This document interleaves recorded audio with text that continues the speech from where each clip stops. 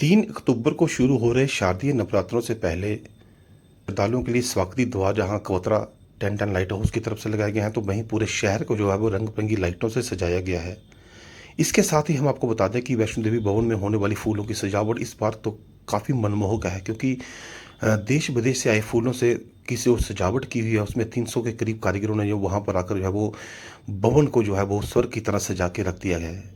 हर साल की तरह होने वाली सजावट जो है वो इस बार कुछ ख़ास सजावट देखने को नज़र आ रही है। हम आपको बताते हैं कि इससे पहले जो सजावट की जाती थी उसमें फ्लावर के साथ-साथ जो है वो फ्रूट्स के साथ भी जो है फलों के साथ जो है सजावट की जाती थी। मगर अब देखने में आया कि इस साल जो है वो फ़साड लाइटिंग लगाई गई है, जो पूरे भवन को जो है वो रंग-बिरंगी लाइटों से जो है वो रात के वक़्त जो है मंत्रमुग्ध कर देती है श्रद्धालुओं को। इससे साथ ही एक्स-रे पॉइंट से लेके भवन के द्वार तक जहाँ अटका आरती है, वहाँ तक जो है वो पूरे भवन को जो है वो फूलों से सजाया हुआ है। और हर साल शारदीय नवरात्रे हों, चैत्र नवरात्रे हों, एमिल फार्मेसिटी की तरफ से जो है वो भवन को फूलों की सजावट के साथ सजाया जाता है। और श्री माता वैष्णो देवी श्राइन बोर्ड का इस बार जो है वो ख़ास इंतज़ाम भी रखा हुआ है।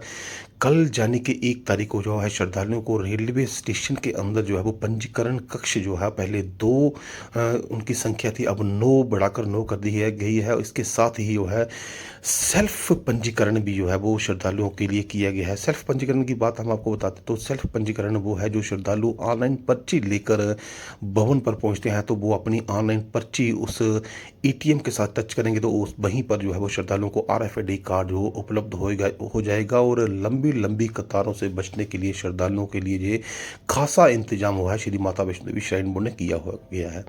इसी के साथ ताराकोट मार्ग सहित अर्धकुंवारी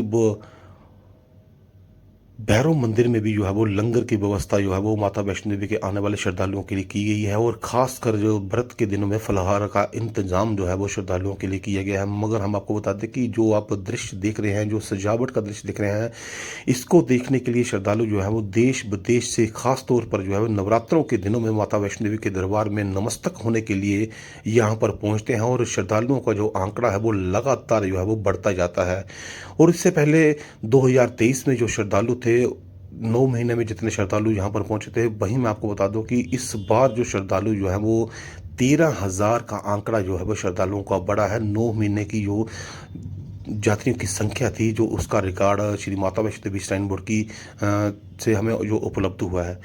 वहीं हम आपको बता दें कि आप जो दृश्य देख रहे हैं कि किस तरह से मनमोहक दृश्य और लाइटिंग, फसाड लाइटिंग खास तौर पर भवन पर लगाई गई है। इस लाइटिंग से रंग बिरंगे जो है वो हर समय जो है लाइटिंग जो है भवन के जितने भी दरबार हैं उसमें जो लाइटें पड़ती हैं, तो ऐसा लगता है कि मानो रातों के वक्त जो है वो एक अलग ही नज़ारा जो है वो भवन का देखने को मिलता है। और रंग बिरंगी लाइटें जो हैं वो पूरे भवन को चमचम करके श्रद्धालुओं को मंत्रमुग्ध कर रही हैं।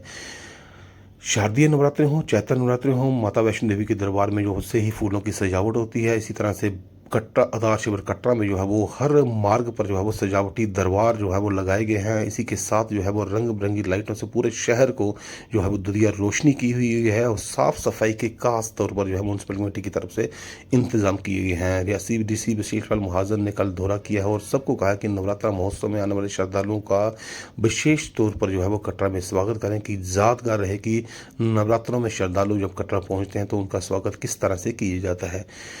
कटरा से लेकर भवन तक की जो है साफ सफाई का इंतजाम बड़ा खास तौर पर किया गया है। और भवन पर पहुंचते ही जो है वो फूलों की सजावट जो श्रद्धालुओं को अपनी ओर आकर्षित करती है, जिसको देखने के लिए श्रद्धालु बड़ी संख्या में भवन की ओर रवाना होते हैं, खासकर नवरात्रों के दिनों में।